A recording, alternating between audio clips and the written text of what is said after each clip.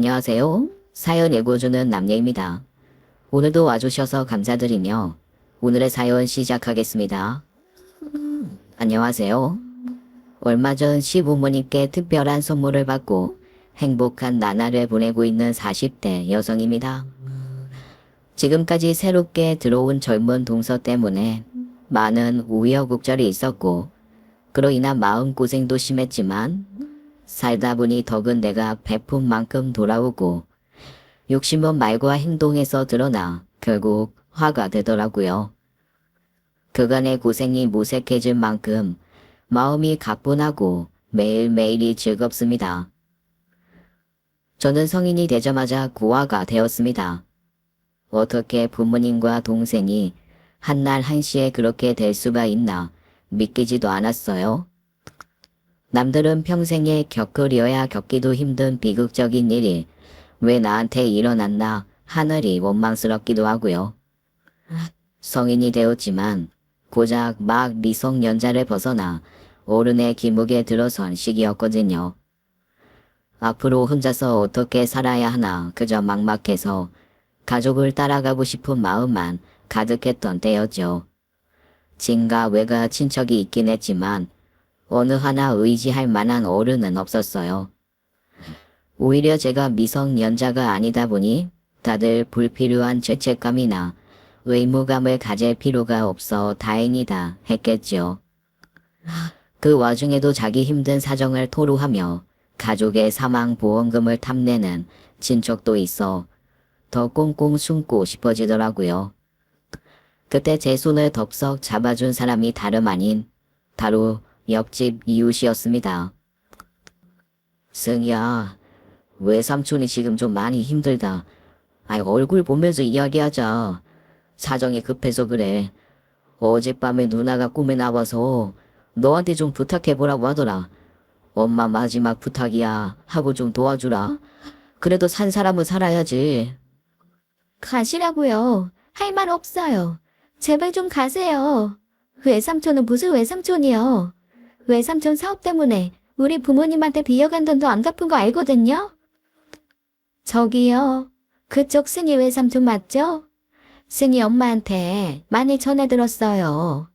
그동안 그쪽 때문에 승희 엄마가 승희 몫으로 들어둔 적금 통장도 여러 번 깨고 한 번도 받은 돈이 없어서 결국 연을 끊고 살았다던데 지금 뻔뻔하게 무슨 돈까지 건드리는 거예요. 아니 그쪽이 뭔데 나서요? 승희 성인이고 자기 할 일은 자기가 알아서 판단하고 잘하는 똑부러지는 애지만 승희 엄마 아빠 그리고 동생 목숨값 만약 그 돈이 당신한테 들어가게 된다면 오랜 지인으로 가만히 있지 않을 겁니다. 참, 뭐 가만히 안 있으면. 모든 법적 수단 이용해서 그동안 승희 부모님한테 진 빚 전부 찾아내서 승희 앞으로 받아낼 거고요. 이런 식으로 원치 않은 방문으로 승희 괴롭히면 접근 금지 가처분 신청될 수도 있어요. 뭐요? 접근 금지 뭐? 아니 당신이 뭔데 참견이야. 나 승희 외삼촌이야. 부모 가족 없이 혼자 남은 승희 가족이라고. 가족이라는 말 함부로 쓰지 마시고 우리 조카가 법대 다니거든?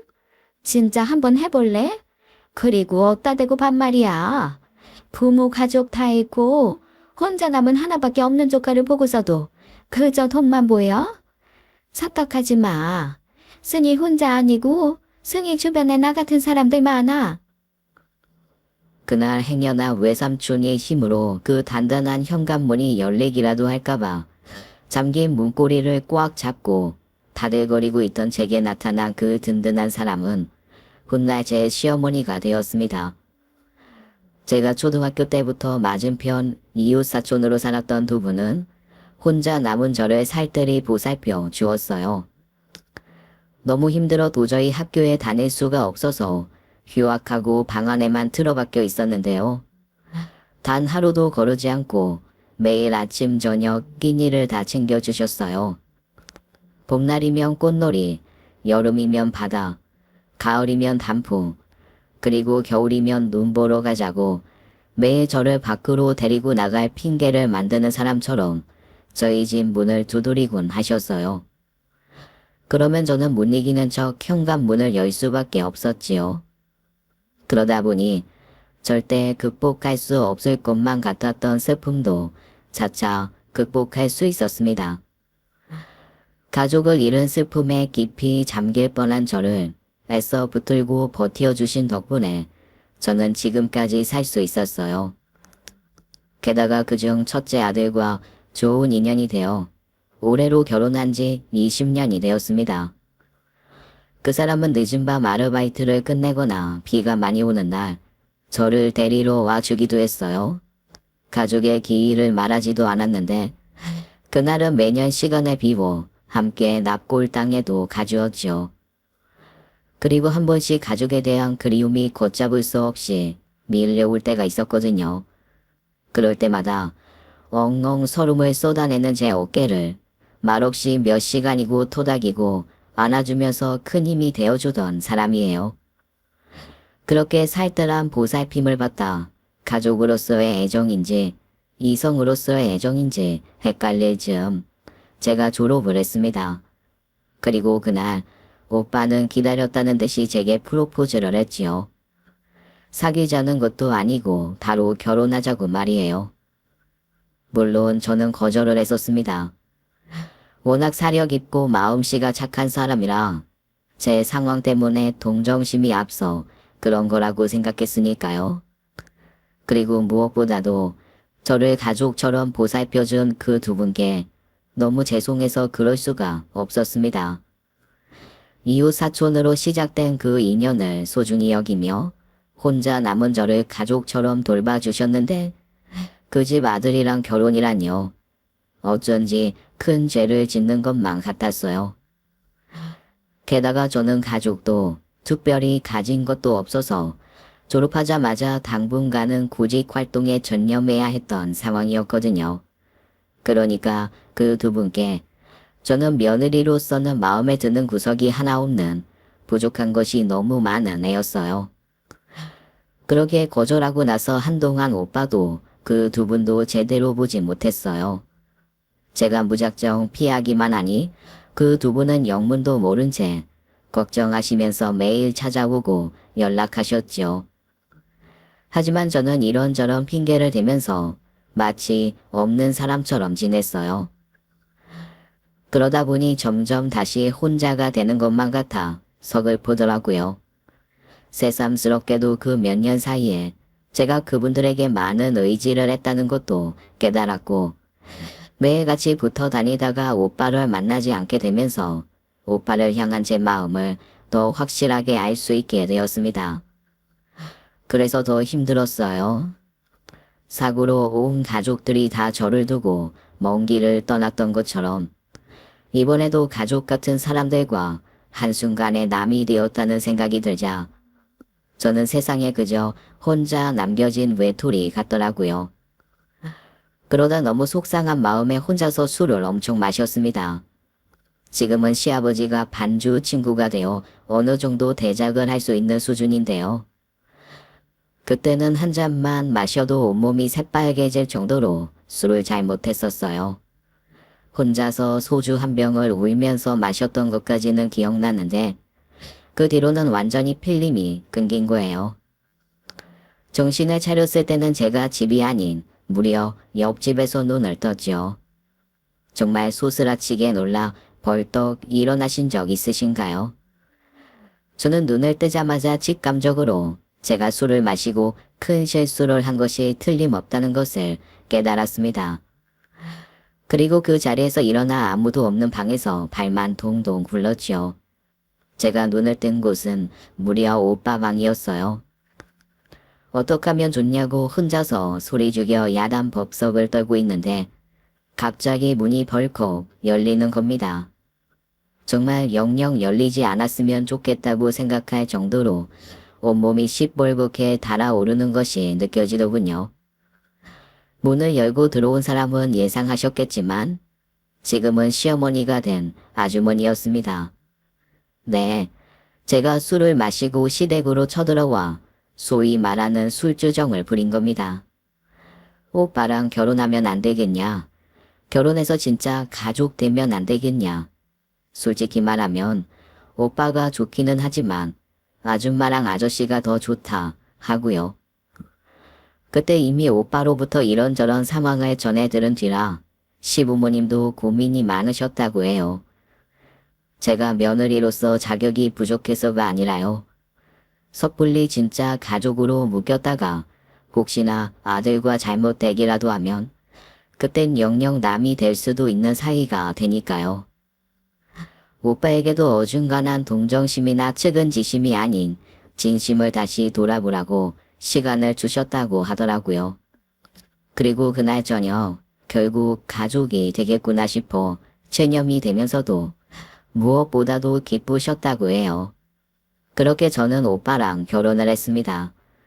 딸 같은 며느리는 없다고 하지만 저는 그분들에게 딸이 되었고 그분들은 이웃집 아저씨 아주머니가 아니라 제 부모님이 되신 거지요.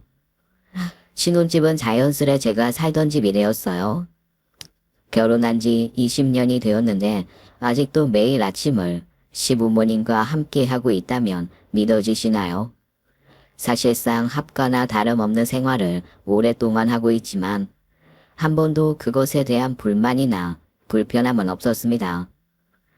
친정집에 드나든다고 해서 불편함이 없듯이 말이에요.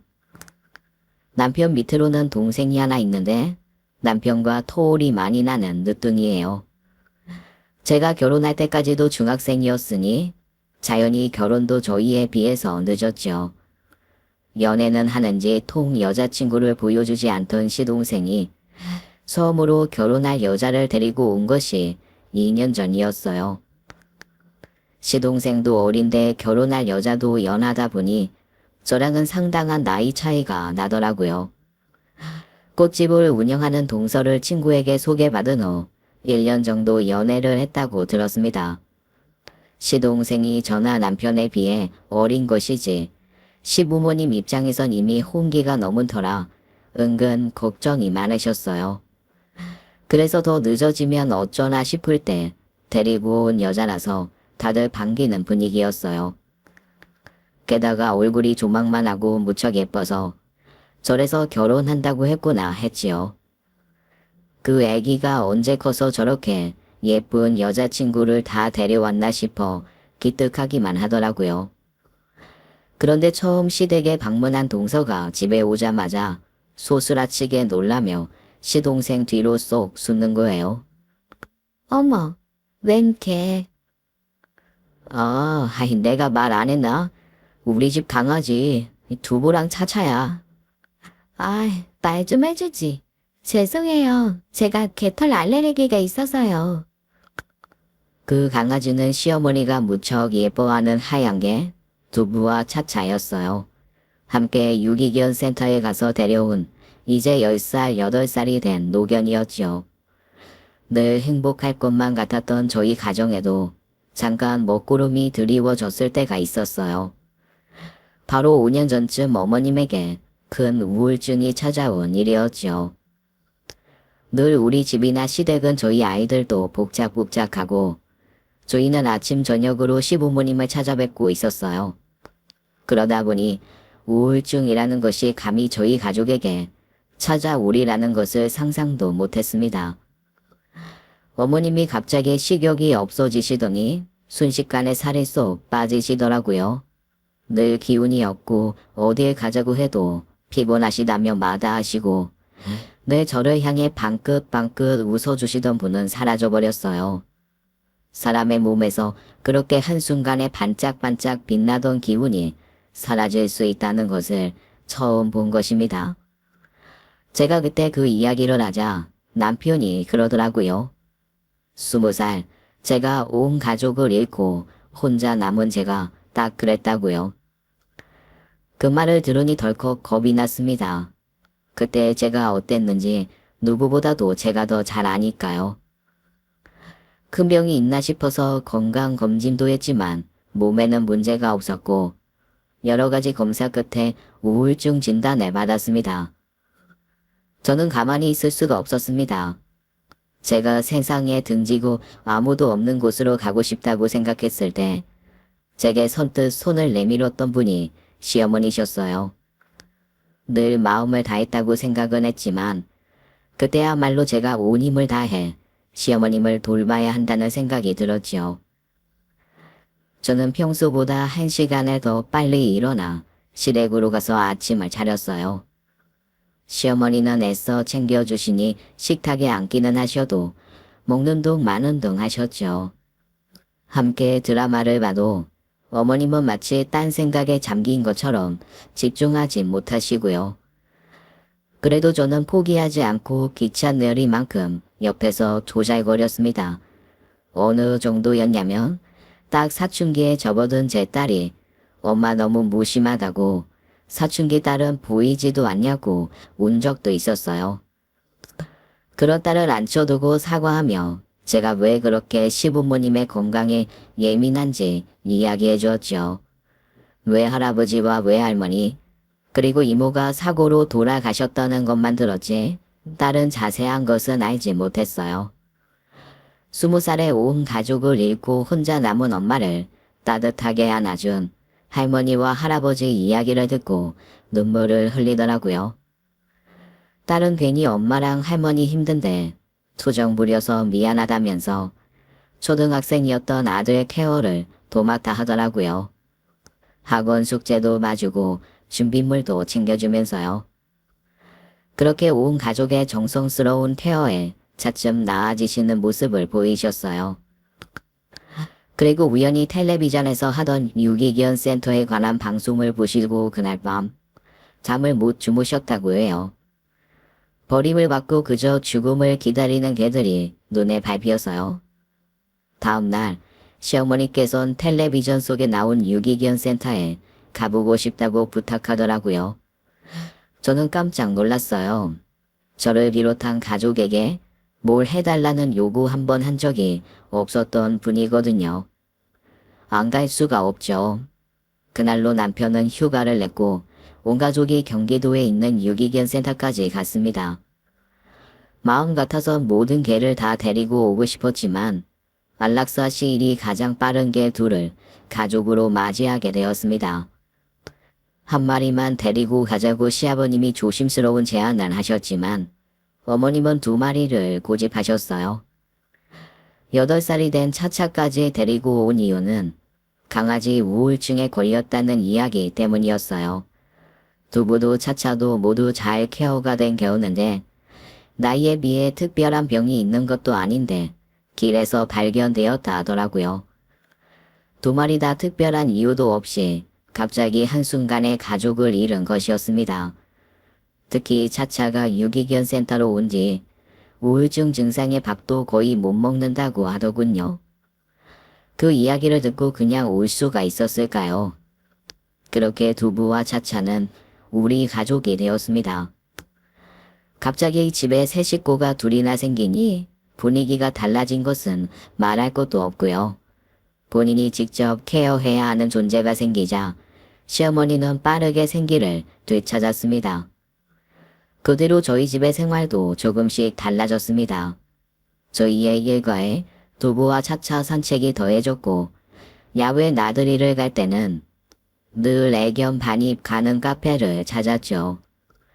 또한 한 번도 가보지 않았던 애견 운동장, 애견 카페 같은 곳을 가보게 됐다는 것 정도일까요? 뭐가 어찌됐던 시어머니는 그대로 몰라보게 활력을 찾으셨어요. 5년이 지난 지금 온 가족이 그때만 생각하면 아찔했다는 이야기를 농담처럼 할 수 있을 만큼 나아졌지요. 그렇기에 두부와 차차가 저희 가족에게, 특히 시어머니에게 특별한 존재라는 것은 두말하면 입 아픈 사실이었어요. 그런데 갑자기 둘째 며느리가 될 동서가 개털 알레르기가 있다고 하니 시부모님이 놀라실 만도 했죠. 각각 두부와 차차를 안고 방에 들어가셨고 그렇게 개를 분리한 채 거실에서 만났어요. 동서는 여기저기 개털이 보인다는 둥, 벌써 옷에 개털이 붙었다는 둥 불평이 심했어요. 그 밖에도 몸이 가려운 것 같다, 숨이 안 쉬어진다, 듣자 하니 얼마나 듣는 사람을 무안하고 불편하게 하던지요. 그 문제 때문에 알게 모르게 서로 기분이 상해 있는 상황에서 동서가 먼저 이야기를 꺼냈습니다. 혹시 저희 집 할 때 얼마나 도와주실 수 있으세요? 야, 여기서 갑자기 그런 말을 왜 해? 내가 알아서 한댔잖아. 가만 있어봐. 이런 건 딱딱 짚고 넘어가야 하는 거야. 저희 집에서는 3천 정도 해주실 수 있다고 하시고 저랑 정민 씨 모은 돈 합쳐도 집값이 워낙 높다 보니 저희도 매매는 힘들 것 같더라고요. 그래도 아들 결혼하는데 아버님께서 한 5억 정도만 도와주시면 전셋집이라도 어떻게 될 것 같은데요. 오, 무슨 말이야? 너 미쳤어? 아빠, 아니야. 요즘 집값이 얼만데. 그럼 돈 하나도 안 받고 어떻게 결혼을 하고 결혼 생활을 시작할 건데? 야, 그래도 5억은 아니지. 우리 집에 그런 돈 없어. 요즘 애들이라 다른 건지 그냥 동서가 대바라진 건지 모르겠지만 정말 깜짝 놀라 할 말을 잃었습니다. 어떻게 어른들 앞에서 저렇게 당돌하게 돈 이야기를 꺼낼 수 있을까 싶어서요. 저희 시댁이요. 정말 평범합니다. 공기업에 근무하신 시아버님은 정년 퇴직하신 지 오래고 시어머님은 평생 집에서 살림만 하셨어요. 정확한 재산은 저도 모르지만 그래도 알뜰살뜰 낭비하는 거 없이 잘 모으셨어요. 노후 자금을 제외하고 아들 둘 장가 보낼 때 조금이나마 챙겨주시려고 모아두신 정도가 있다는 건 압니다. 저희 결혼할 때도 5천을 주려고 하셨는데 제가 집을 가지고 있다 보니 큰 돈이 필요 없어 받지 않았어요. 게다가 저는 이미 받은 게 많아 더욱더 그 돈을 받을 수가 없었죠.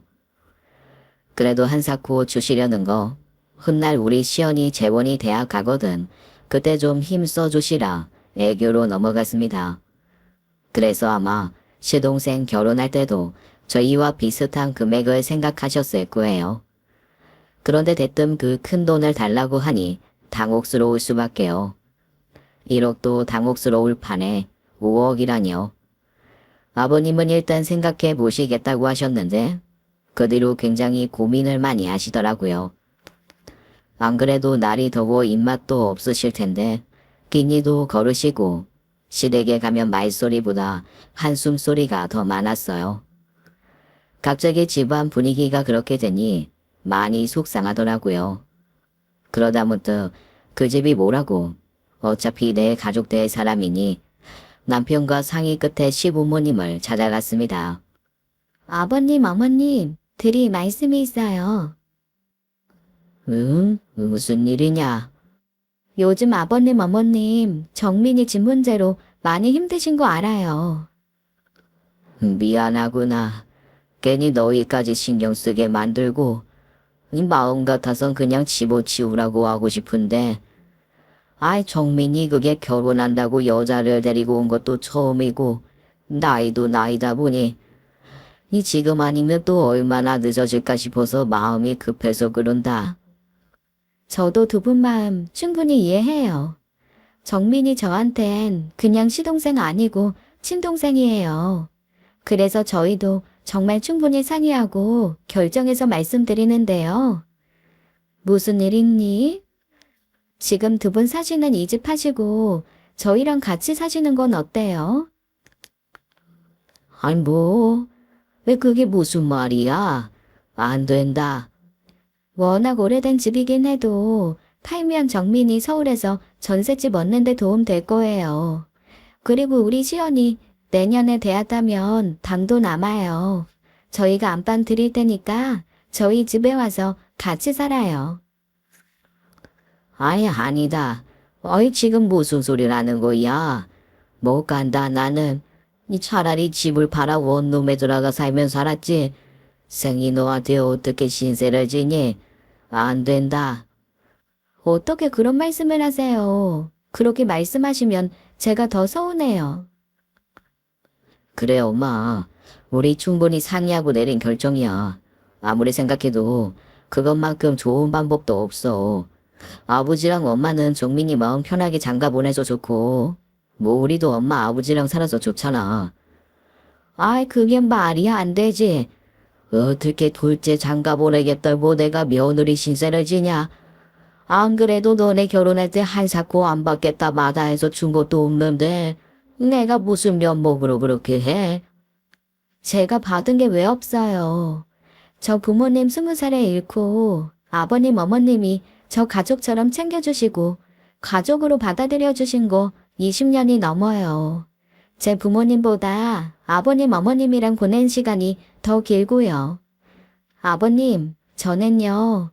제가 뭘 어떻게 해드려도 그날 제 손 잡아주신 은혜 절대 못 갚는다고 생각하면서 살고 있어요. 제발 그렇게 해주세요.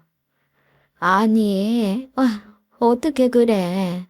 어떻게 그러니 우리가. 울지 마세요. 어머님 그렇게 우시면 제가 더 마음 아파요. 저 솔직히 설레기까지 했어요. 앞으로 귀찮게 현관문 열고 갈 필요 없이 방문만 열면 어머님 아버님 되시는 거잖아요. 아유, 그 자식 드디어 장가 보내버리겠네. 난 후련해. 귀염둥이 늦둥이가 아니라 아주 애물단지였어. 시원하게 보내줍시다. 내가 정말 너네한테 이 면목이 없다. 면목이 없어. 고맙다. 고마워.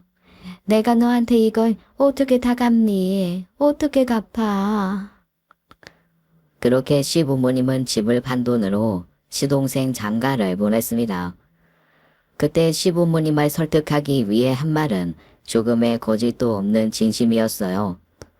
아이들이 제 할아버지 할머니를 많이 따르니 다행이었지요. 다만 시부모님은 결단코 안방은 들어가실 수 없다고 하셔서 저희가 쓰려고 했던 둘째 재혼이 방을 내어드렸어요. 모두 찬성한 선택이었지만 갑자기 자기 방을 잃고 유목민 신세가 된 재혼이만 약간의 불만이 있었지요. 남편이 게임 시간을 늘려주고 미안한 마음에 시부모님이 챙겨주신 용돈에 그 불만은 금방 쏙 들어갔지만요. 집 문제로 시동생 내외를 불렀을 때 동서만 따로 불렀어요. 시부모님이 이렇게나 마음 써주셨으니 자주 전화를 드리고 신경을 써주셨으면 좋겠다는 말을 넌지시했어요. 제 앞에서는 퉁명스럽게 네 하고 말더니 다 같이 모인 자리에서 그러더라고요. 재민 오빠가 그러는데 형님 이 집에서 거의 딸이라면서요? 저는 솔직히 딸 같은 며느리 그런 거 없다고 보거든요. 저는 형님처럼 그렇게 못해요. 명절이나 어버이날, 생일 그거 다 챙기면 거의 매달 와야 할 텐데. 서울에서 여기가 보통 거리도 아니고 그렇게 하기는 힘들 것 같아서 미리 말씀드려요. 기대하고 계실까봐. 아무리 그래도 그런 말은 좀 그렇다. 게다가 이 자리는 동서가 말한 대로 아버님이 무리하게 집까지 빼주면서 돈 해주시겠다고 부른 자리인데 그건 감사드려요. 집까지 빼서 주실 줄은 몰랐는데 이렇게까지 해주시니 당연히 감사하죠. 근데 솔직히 그거 어차피 오빠 명의로 주시는 집인데 제가 뭐 그 이상 하긴 좀 어려울 것 같다는 거예요. 요즘 애들이라 그런가 했더니 그냥 당돌하고 대바라진 애였습니다. 시부모님이 할 말을 잊고 아무 말도 안 하는데 그 자리에서 제가 나서서 뭐라고 하기도 어렵더라고요. 제가 모시고 살게 된 거긴 하지만 어쨌든 나서도 시부모님이 나서야 하는 자리라고 생각했으니까요. 이러나 저러나 결혼시키려고 한 거 며느리 자리가 마음에 안 들어도 아들이 마음에 든다고 하니 그냥 진행하셨어요. 큰 기대를 하지 않으면 서운해할 것도 없다시면서요. 개털 알레르기가 있다고 하니 명절이라고 시동생 내외가 내려와도 마땅히 재울 곳도 없었어요. 그래서인지 추석 때 딱 한 번 내려와 밥 먹고 올라간 뒤로는 그다음 명절부터는 오지도 않더라고요. 밥 한 끼 먹자고 명절에 도로에서 버리는 시간이 너무 많아 아깝다면서요. 시부모님은 아무 말씀 안 하시는데 저는 좀 너무했다 싶어 화가 나는 날도 많았습니다. 시자 노릇할 생각은 없었는데 가끔씩은 해도 너무한다는 생각이 들어 견딜 수가 없더라고요. 그렇게 한 번씩 시부모님을 대신해 제가 서운한 기색을 비치면 시어머님은 그래요. 그냥 둘이 좋아 잘 살면 그만이라고. 첫째 며느리 복이 많아 둘째 며느리 복이 없나 보다고요. 저를 가졌으니 둘째는 욕심도 안 내기로 했으니 너무 쾌념치 말라고 오히려 저를 위로해 주시곤 했지요.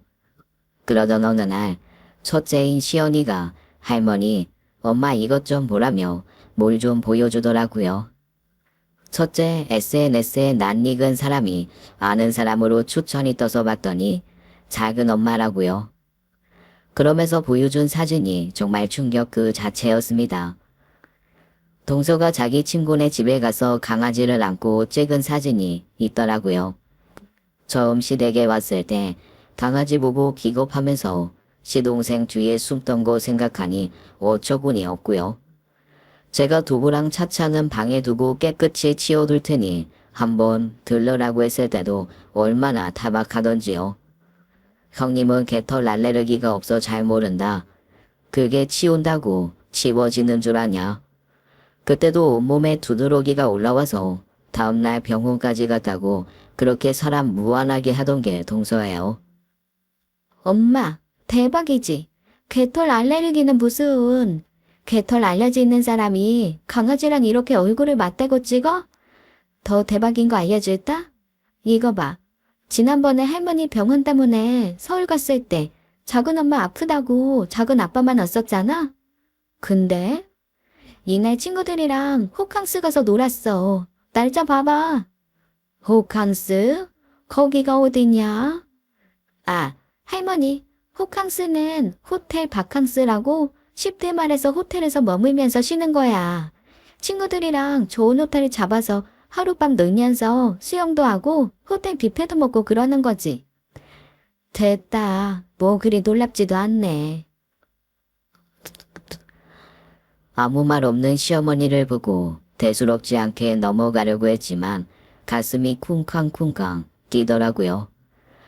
어떻게 어른에 그렇게 당당하게 속이나 싶었으니까요.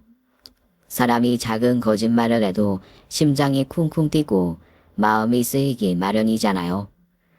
그런 거짓말과 변명을 하면서 그동안 시부모님을 속여왔다는 것이 너무 괘씸하고요. 게다가 그 동생의 거짓말을 시동생이 동조했다는 사실도 너무 충격적이었습니다. 제가 아는 재민이는 그런 애가 아니었으니까요. 어려서 오냐 오냐 하고 자란 편이긴 하지만 그렇다고 경우 없이 굴거나 예의 없는 행동을 한 적도 없고요. 남편이 시동생이라도 불러다 한 소리 하려고 했는데 두 분이 그냥 두라고 하셔서 모른 척하고 넘어갔습니다. 그러던 어느 날 정말 말도 안 되는 큰일이 생겼습니다.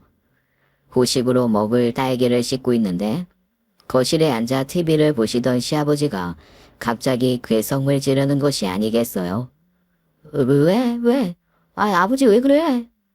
아버님, 왜 그러세요? 됐다. 됐어. 뭐가 됐다는 거예요?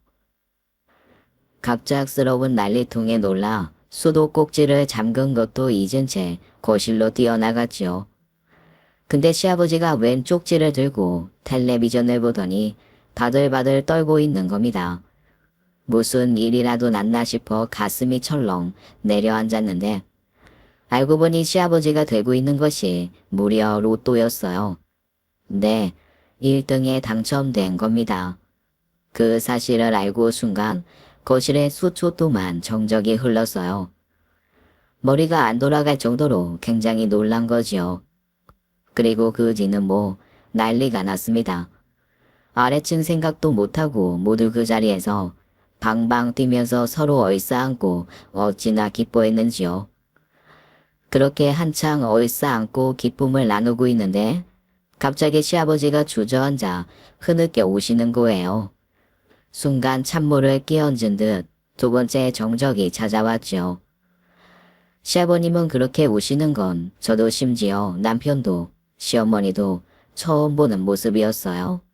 왜 그렇게 무시냐 했더니 그동안 저희한테 말도 못하고 마음고생을 심하게 하셨나 보더라고요. 내가 이 늦은 나이에 이 자식한테 도움은 안 돼도 앞에는 안 돼야 하는데 내가 너한테 짐만 되는 것 같아 마음이 좀 쓰였겠냐.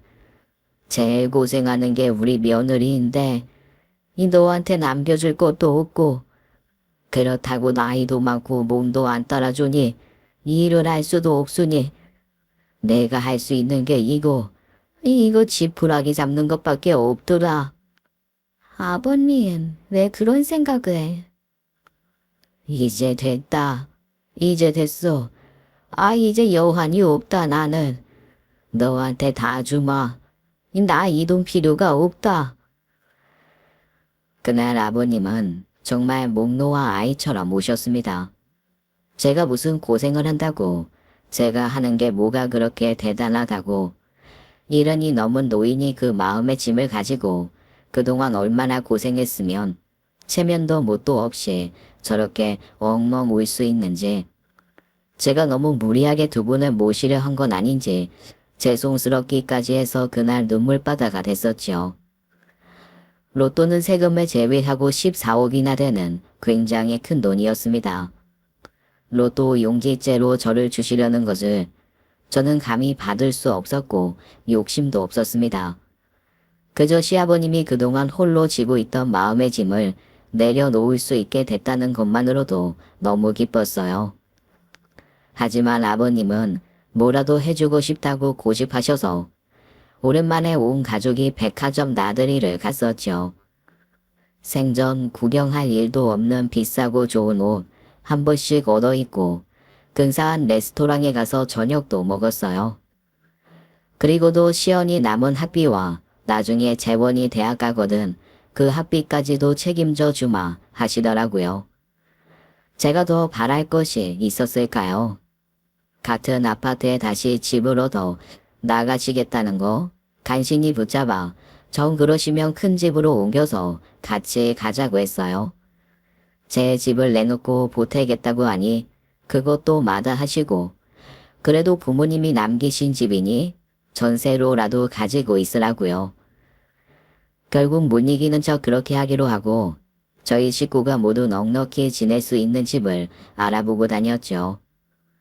유일하게 마음에 걸렸던 거라면 첫째가 지낼 방이 없어 방학이 되어도 오래 머물다 가지 못한 거였거든요.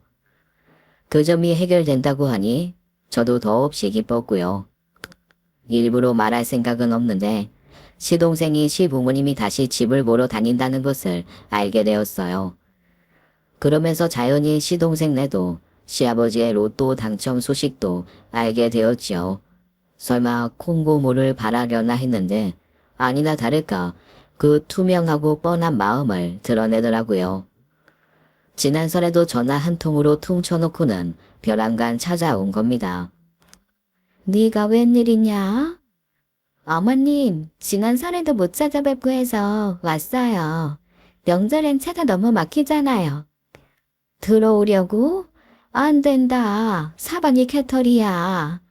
아유, 괜찮아요. 저 약 먹고 왔어요. 그 옆에서 어색하게 웃는 시동생 얼굴을 보니 무슨 속내로 온 것인지 빤했지요. 전 결혼 후 너무 낯설어져 버린 시동생 얼굴을 보니 화도 나고 속상하기도 했습니다. 약을 먹고 왔다는 동서는 전에 없이 두부를 들어 보이면서 아주 예뻐 죽더라고요. 어머, 너는 왜 자꾸 예뻐? 어머니, 몇 살이라고 했죠? 아직도 너무 애기 같아요. 너무 들고 그렇게 흔들지 말아라. 슬개골이 안 좋으니. 아이, 그래요? 미안해. 아팠지? 얘는 찌찌? 차차. 아, 차차? 차차야, 너는 또 눈이 왜 이렇게 예쁘니? 정말 돈은 두고 보기 어렵더라고요. 그래도 손님이라고 뭐라도 제대로 내야 할 것 같아서 허둥지둥하는데 시어머니가 아무것도 하지 말라고 하더라고요. 밖에서 사다 먹이고 보내자고요. 그래도 오랜만에 시동생 왔는데 시어머니가 해놓으신 반찬 먹여 보내야 하지 않을까요? 하니 시어머니는 먹을 자격도 없는 놈이라고 하시더라고요. 내심 많이 섭섭하셨던 겁니다. 동서는 그렇다 치더라도 시동생까지도 그렇게 난데없이 내외하는 사람처럼 굴면서 시부모님과 거리를 뒀으니까요. 그렇게 그날 외식을 하러 나왔는데 다들 자리를 비운 사이 동서가 슬쩍 다가오더라고요. 형님은 얼마 주신대요? 뭐? 에이, 뭘 모르는 척해요. 아버님이 얼마 주시기로 하셨을 거 아니에요. 더군다나 형님 집에서 사셨는데 크게 챙겨주시기로 하셨겠죠? 받기로 한 거 없어. 주셔도 안 받을 거고. 그리고 동서, 그런 이야기는 그렇게 대놓고 하는 거 좀 불편하네. 뭐가요?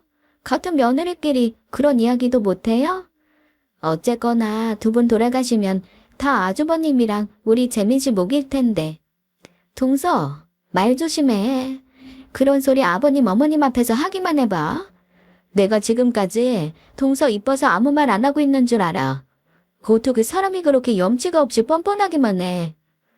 아, 형님, 왜 소리를 지르세요? 궁금하면 물어볼 수도 있죠. 제가 언제 아버님한테 물어본댔어요? 형님 내가 얼마를 받는지 알아야 저희도 그에 맞춰서 요구를 하죠. 요구? 무슨 요구? 설마 동서 아버님한테 돈 달라고 하려는 거야? 큰아들 주셨으면 그만큼 작은 애들도 주셔야죠. 차별하는 것도 아니고. 동서는 그때 아버님이 집까지 팔아서 전세금 주셨잖아. 그럼 된 거 아니야? 나 받은 거 없으니 그렇게 따지면 동서 내가 가져간 만큼 내가 더 받을 게 있겠네. 욕심 부리지 마. 형님, 저희는 서울에 살잖아요. 어느 세월에 서울에 집 사서 살아요? 형님은 지방에서 사니까 서울 집값 체감도 안 되시죠? 게다가 형님은 이미 부모님한테 유산으로 받은 집도 있는데 그 돈 좀 안 받으면 어떡해요? 형님이 좀 도와주면 안 돼요? 전세금 그것도 부족해서 받은 대출이자 더더리 죽겠어요. 그거야 동서가 무리하게 형편에도 안 맞는 집을 구해서 들어간 거니 그렇지. 그러니 사람이 적당히 자기 분수 알고 살아야 하는 거야. 아이, 도와주기 싫으면 마세요. 제가 알아서 할 테니까. 그날 밤에 소고기를 먹고 체해서 밤새도록 얼마나 힘들었는지요. 남편은 내내 등을 두드려주고 시어머님은 제 손을 따주셨어요. 시아버님은 언제 나갔다 오셨는지 그 밤에 24시 약국을 찾아다 소화제를 사오셨더라고요. 체한 게 그게 뭐라고 저 하나에 다 붙들려서 마음 써주시는지 저는 마음은 오히려 더 무거워지고 심란해졌습니다. 미워도 아들이라고 좋은 거 먹이고 싶으셔서 한사코 당신 돈 써가며 좋은 소고기 실컷 먹이고 보내셨거든요. 근데 동서하는 걸 보니 앞으로 또 한 번 태풍이 오겠구나 싶었어요. 동서네가 다시 찾아온 것은 2주 뒤였어요. 네가 또 웬일이냐? 어머님, 쭈꾸미가 제철이라 부드럽고 맛있다고 하더라고요. 어머님, 아버님 기력 보충하시라고 좀 사왔어요. 형님, 이거 여기다 두면 돼요? 물 흐르잖아. 싱크대 안에 둬. 제가 손질할까요? 됐어. 아, 형님 살림이니까 제가 막 함부로 만지고 그러는 거 싫으시겠다. 그럼 저 그냥 저기 가만히 앉아 있을게요. 재민이는? 아, 오빠는 출근이요. 저는 오늘 꽃집 닦고 왔어요. 요즘 수강생도 별로 없고 해서. 어머, 두부랑 치치는 또 봐도 예쁘네. 치치 아니고 차차. 아차차, 맞다. 차차지? 어? 아차차? 너무 웃기지 않아요? 아차차네. 아차차가 더 귀여운데요? 우쭈쭈, 이리 와봐 차차야. 더라, 산책하러 갈 시간이니. 산책하러 가시게요? 저도 갈래요. 아서, 캐털 알레르기도 있다면서. 약 먹고 왔죠. 제가 차차 데리고 갈게요. 시어머니는 못마땅해 하셨지만 나서서 산책을 시켜준다는데 거절하기도 못해서 그냥 그래라 하셨어요. 저는 동서가 갑자기 쪼꼬미를 들고 찾아왔으니 손질해서 해 먹이려면 꼼짝없이 주방에 있었어야 했죠. 그리고 얼마 지나지 않아 사달이 났습니다. 나간 지 20분이나 됐을까요? 갑자기 시어머니한테 전화가 왔는데 제대로 말도 못할 정도로 횡설수설하시며 우시는 거예요. 어머니, 어머니 왜 그러세요? 무슨 일 있으세요? 어떡하냐? 어떡하면 좋냐, 순이야? 왜요? 무슨 일인데요? 아이 무슨 일이야? 모르겠어요. 어머님이 지금 너무 놀라셨는지 말도 제대로 못하시고. 이리 줘봐라. 어이 당신 무슨 일이야 대체? 아니, 차차가, 아이 차차가 어제 따는 거야? 그 차차한테 무슨 일 생겼어? 차차가 없어졌어요. 작은 애가, 그래서 금방 차차가, 무슨 말을 하는 거야? 어디야? 아이 거기 어딘데? 시아버지와 함께 다급하게 찾아간 곳은 아파트 단지와 멀지 않은 곳으로 늘 산책하던 공원이었어요. 그곳에서 시어머니가 두부를 아는 채로 발을 동동 구르고 울고 계셨죠. 알고 보니 동서가 차차의 목줄을 제대로 잡고 있지 않은 상황에서 줄을 놓쳐버린 거예요. 공유 킥보드가 공원 내로 진입하면서 차차가 놀라 뛰어가 버렸는데 잡을 새도 없이 사라져버린 거지요. 멀지 않은 곳에서 동서가 차차를 부르며 뛰어다니고 있고 시아버지와 저는 착잡하게 넓은 공원을 바라보았지요. 늘 오던 산책길이니 멀리 나가지 않았을 것 같지만 놀란 상태로 뛰어나간 거다 보니 걱정이 되더라고요. 공원이 워낙 길이 다양하고 넓은 데다가 근처 산길과도 연결이 되어 있거든요. 도로로 튀어나가지 않았을까, 산길로 숨어 버렸을까 생각하다 보니 저도 마음이 다급해지더라고요. 저도 그런데 시어머니는 오죽했겠어요. 어떡해요? 아무리 찾아도 안 보여요, 어머니. 아이고, 어떡하냐, 우리 차차. 그러게 넌 왜 시키지도 않은 일에 나서? 네가 언제부터 여기까지 와서 애들 산책을 시켰다고? 죄송해요. 잘해보려다가. 너는 아유 됐어. 동서, 일단 어머니 많이 놀라셨으니까 모시고 집으로 가. 어머니, 제가 어떻게든 찾아볼게요. 들어가 계세요. 두부도 불안해하니까요. 순이야, 부탁한다. 차차 좀 꼭 좀 찾아다오. 걱정 마세요. 그렇게 말은 했지만 갑자기 튀어나가버린 차차를 어디서 찾아야 할지 막막했어요. 시아버님이랑 구역을 나누어 주변 사람들에게도 묻고 목이 터져라 애타게 불러봤지요. 하지만 차차는 보이지도 않더라고요. 성격상 어딜 돌아다닐 것 같진 않았고 분명 겁을 먹고 어딘가 구석에 들어가 있을 텐데요. 설상가상 그때 비까지 오더라고요. 그러다 문득 차차가 가끔 공원에서 덩치가 좋은 큰 개를 만나면 늘 풀숲으로 몸을 숨기려 한다는 것이 떠올랐어요. 그래서 몸을 낮춰 풀숲을 샅샅이 뒤지며 공원을 돌았지요. 그리고 아주 운 좋게 작은 다리 밑에서 차차를 찾아냈습니다.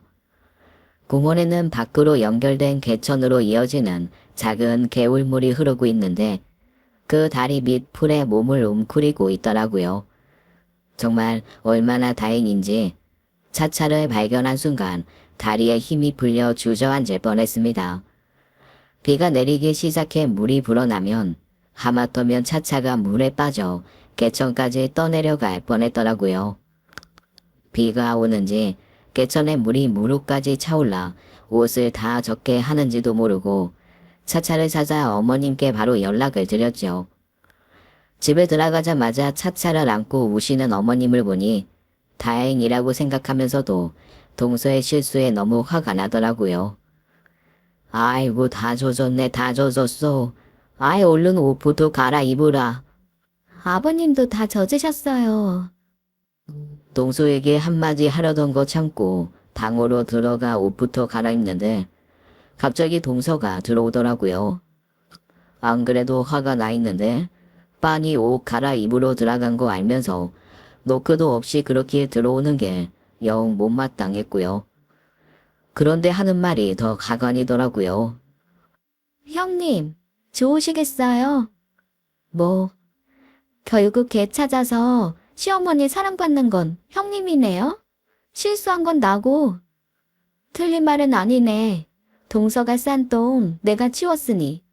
착각하는 게 있는데 나는 차체를 안 찾아도 사랑받아. 동서가 어머님 사랑 받을 줄 모르는 거지. 형님, 일부러 그래요. 뭐, 그렇잖아요.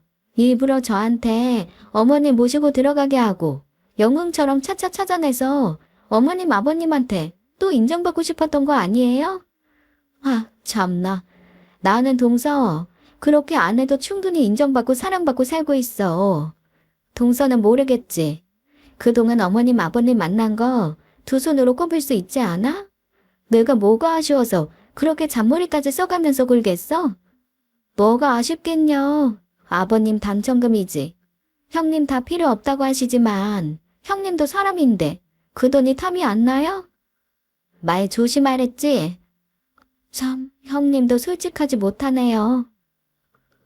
그렇게 동서는 저를 비웃듯 한번 훑어보고 나가버렸습니다. 자차를 찾아 다행이었지만 시어머니는 동서가 하는 말에 대꾸도 하지 않을 만큼 화가 많이 나셨어요. 어쨌든 동서가 사온 쭈꾸미를 볶아 상을 냈지만 그 누구도 쭈꾸미에 손을 대지도 않았지요. 동서가 돌아간 뒤 시동생에게 사과 전화가 왔지만 저는 도저히 그 두 사람 얼굴을 보고 싶지도 않아 받지 않았습니다. 가끔 찾아오더라도 밥이나 내어줄 뿐 그 이상도 그 이하도 하지 않았어요. 그래도 양심은 있는지 끝까지 얼마 주실 거냐, 대출금 좀 도와달라 말은 안 하더라고요. 그렇게 몇 달 뒤 갑자기 시아버님이 시동생네를 불렀습니다. 저희에게도 따로 말씀이 없으셔서 영문을 몰랐고 시동생네는 그간의 고생이 빛을 보는구나 싶은 얼굴이더라고요. 시아버님은 도시 근처에 드라이브 코스로 저희를 안내했어요. 그곳은 벚꽃길 드라이브 코스가 있고 단풍이 절경이라 계절마다 사람들이 많이 찾는 곳이었죠. 마음이 너무 힘들었을 때 두 분이 저를 구덩이에서 꺼내셔서 계절이 가는 것을 느끼게 해준 것도 바로 그곳이었어요. 저는 드라이브 코스로 유명하다 보니 이름난 카페도 많을 만큼 풍경이 좋은 곳이라 커피 한잔하고 싶으셨나 했어요.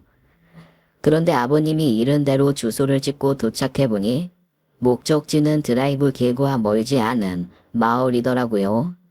내려서 보니 호수를 내려다보는 근사한 전원주택 앞이었는데 시아버님이 그곳에서 폭탄 발언을 하시는 겁니다. 어떠냐? 마음에 드냐? 내일부터 리모델링 들어가기로 했다. 아버님, 여기가 어디예요? 여기 싹 고쳐서 이사하련다. 그게 무슨 말씀이세요? 여기로 이사 오신다고요? 어머, 아버님, 어머님 이사하시게요? 너무 좋다. 경치도 좋고 집도 너무 좋아 보여요. 리모델링 하시려고요? 방이 몇 개예요? 아이, 방이 5개는 된다니.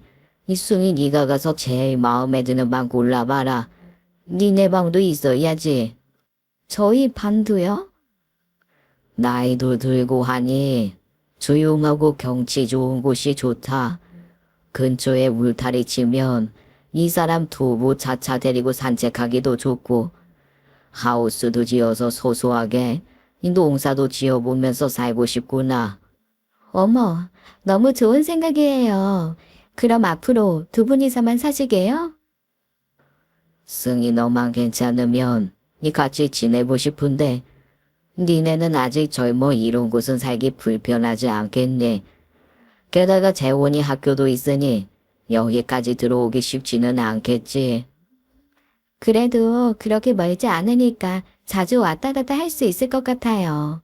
무엇보다 아버님 낚시도 좋아하시는데 여기 낚시도 할 수 있을 것 같고 어머님도 두부 차차 걱정 없이 편하게 산책시킬 수 있을 것 같아서 너무 좋네요. 조금만 기다려주세요. 제가 얼른 재원이 키워놓고 들어올게요.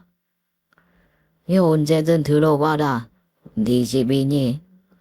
두 분 계신 곳이 제 집이죠. 그게 아니라 당신한테 말은 못했는데 이 집 당신 명의로 계약해 주셨어. 뭐라고요? 아주버님, 그게 무슨 말씀이세요? 아이 못 들었냐? 이 집 내가 승희한테 사줬다.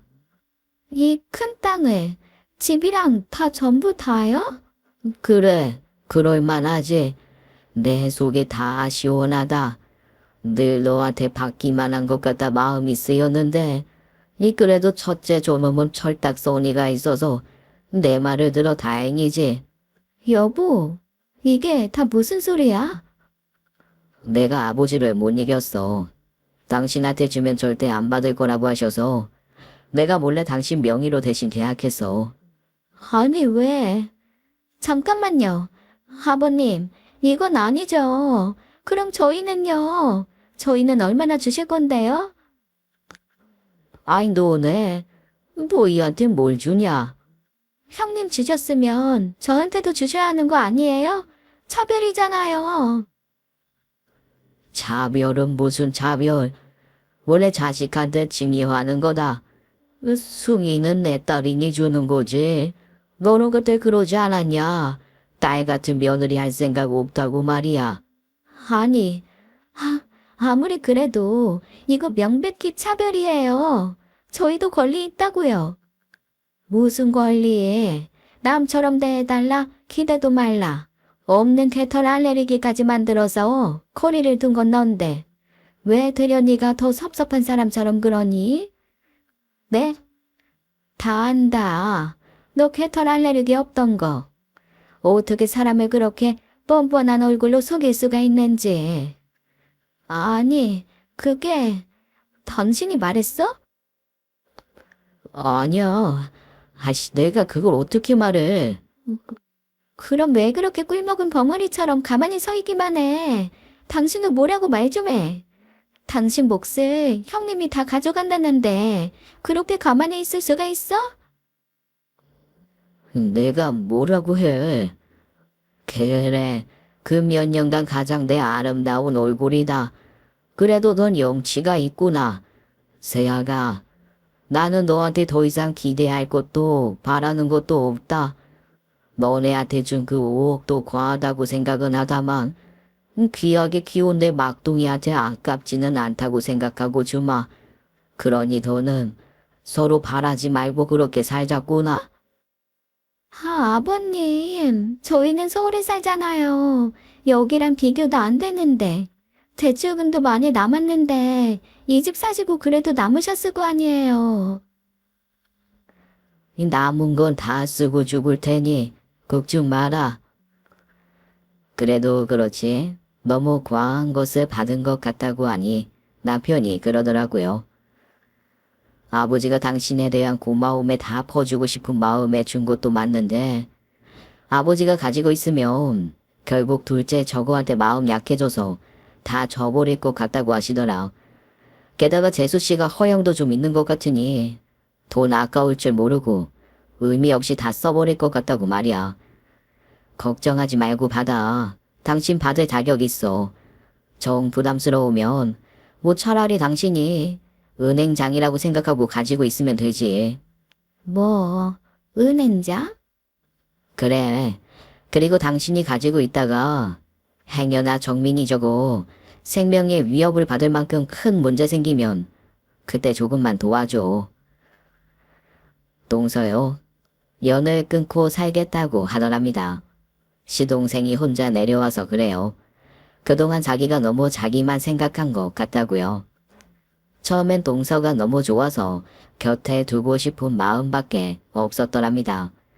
그런데 정신 차리고 보니 무리하게 돈을 받아 부모님을 형 집에서 힘들게 살게 한 것 같아 죄송했답니다. 개털 알레르기 핑계를 동조하려 한 게 아니라 부모님이 형 집에서 사는 걸 보면 죄책감에 들어오고 싶지 않았대요. 차라리 잘 됐다 싶어 거짓말을 보고도 모른 채 했다고요. 다행히 로또 당첨이 됐다고 하니 내심 이제 부모님 고생 안 해도 되겠다 싶어 좋았고요. 근데 동서가 그걸 또 욕심내는 걸 보니 자기도 이건 아니다 싶었던 거죠. 그러면서도 또 동서가 다달이 나가는 대출금 이야기를 하니 사람이 그러면 안 되는데 그 돈에 욕심이 생기더랍니다. 내심 자기 몫을 줬으면 싶었다고 죄송하다고 하더라고요. 뒤늦게 돈이 탐나 하는 빈말 같진 않았어요. 너뚱이로 커서 그저 귀여움만 받고 자란 시동생이 드디어 정신 차린 듯해서 다행이다 싶었습니다. 저는요, 제 몫으로 수억짜리 집이 생긴 것보다 아버님이 저를 이렇게 믿어주시고 계시는 것이 더 좋아요. 두 분의 사랑을 이렇게나 받고 있다는 것이 더할 나위 없이 행복합니다. 아가, 승희야. 내가 내게 덕을 베푸니, 내가 너한테 덕을 베푸니, 네가 내게 덕이 되어 돌아왔고 그 덕이 다시 너에게 간 거 아니겠냐. 그렇게 들고 도는 덕을 베풀어야 하는 게 삶인데 너랑 그렇게 살아서 나는 참 좋구나. 그날 집으로 돌아와 제 손을 꼭 잡고 하시던 시어머니의 말씀은 아마 평생 잊히지 않을 겁니다. 언젠간 제게도 며느리가 생기면 그대로 돌려줄 수 있는 사람이 되어야겠다고 생각했어요. 한 번에 가족을 잃고 세상을 등지려 했던 제 20살의 저를 만날 수 있다면 꼭 말해주고 싶어요. 걱정하지 말라고요.